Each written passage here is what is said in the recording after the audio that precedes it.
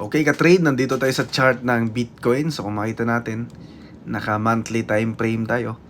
So makita natin, hindi isang diretso pataas ang takbo ng presyo ng Bitcoin.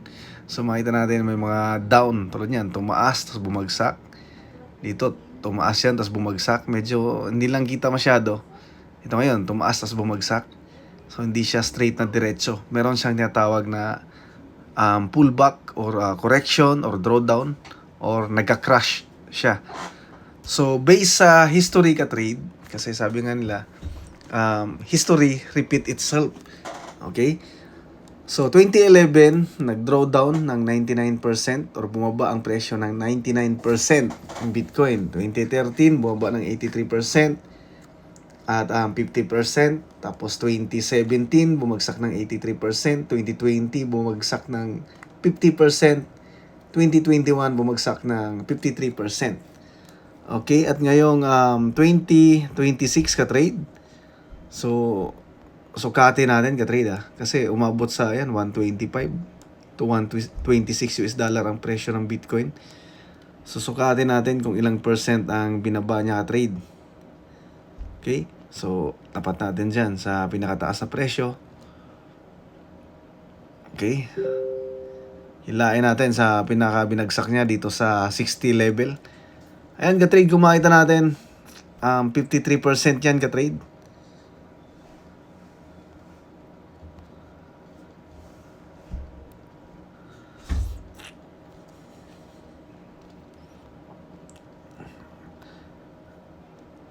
Tapat natin dyan sa presyo. Tapos yan, bumagsak siya dito sa pinakababa sa 60,000 level.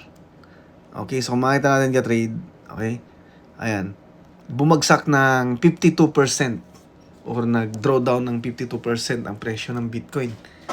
So based sa history ka-trade, maraming beses siyang nag-down ng 50%, 50, 50, 53. So ngayon, nag-down siya ng 52%. So ibig sabihin ka-trade, ito yung magandang timing na bumili kasi maaring bumalik na yan pataas.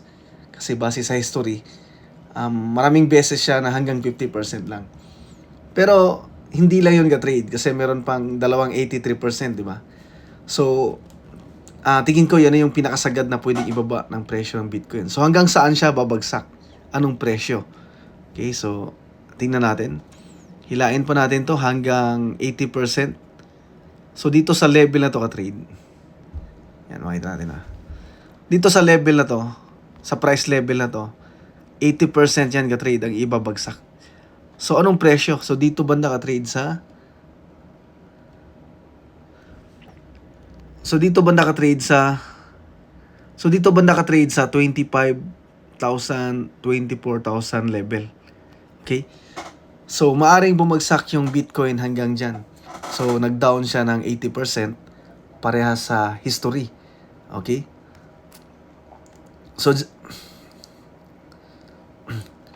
So dito pwedeng bumagsak ang presyo ng Bitcoin, mag-down ng 80% based sa history.